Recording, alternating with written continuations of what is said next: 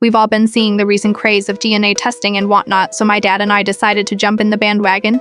And we bought 2 from 23 on though. We got our results back a few days ago, and I went into the DNA relative section to check out my matches. At the top it listed my dad as only sharing 29.2% DNA with me, and being predicted to be a half-brother, which is impossible. This didn't make sense to me since we also shared a fraternal haplogroup, and we just look so alike. So he was definitely my father. My cousin also had taken the test a while back, and she shared 24.6% with me, also predicted to be my half-sibling. We're supposed to share around 12%, being first cousins. I couldn't think of a genetic relationship that would explain what I was seeing, and I had doubts in the accuracy of the percentages. At TIFU, the shared percentages are extremely accurate and highly unlikely to be false. The only realistic explanation for what I was seeing was that my uncle, my cousin's father, and my dad's brother is my father reality hit me in the face like a flying bag of bricks. All the dots lined up and I felt a sense of loss. I sat in my room for an hour just in shock, and then I had a feeling of anger come over me. I needed some time answers. Without even thinking, I rushed out of my room and confronted my mother downstairs. My mom is a businesswoman and is often away on business trips. She had no idea my dad and I had done one of these tests since she was away on a trip and just got back. My mother and I never had a traditional relationship. She was always focused on her work, and my dad ended up mostly raising me. My irrational self didn't even sugarcoat it.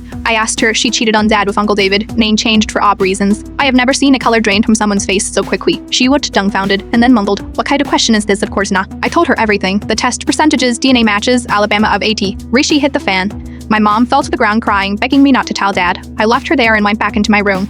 I called my cousin, now half Sedichel, and told her everything. She ended the call screaming. Dad, and now Uncle, then came home and stumbled into my room, asking what's wrong with Mom. I told him everything too. He didn't say anything after calming down. He left the room and I locked the door. For the next few hours, I heard my entire family fall apart outside my door. My parents got into a heated argument and my grandparents rushed over to see what was going on. My aunt-in-law and David showed up shortly later, and I'm pretty sure I heard my dad and David get into some physical fight, utter chaos. I feel like it's not my fault, but I can't help feeling that this is all because of me. If I had spent my 15th birthday money on something else, none of this would have happened, but another part of me is glad to know the truth. I'm too scared to go outside. I don't even know what the outcome was. The only noise I hear in the house now is the occasional sobbing coming from my mother, and I'm sure my dad is out of the house. Ruth and my life, mom and uncle both, having spouses of their own Siri made me and proceed to not tell anyone. I take a DNA test 19 years later and it all comes crashing down. I've locked myself in my room, and I'm pretty sure my family has ceased to exist outside.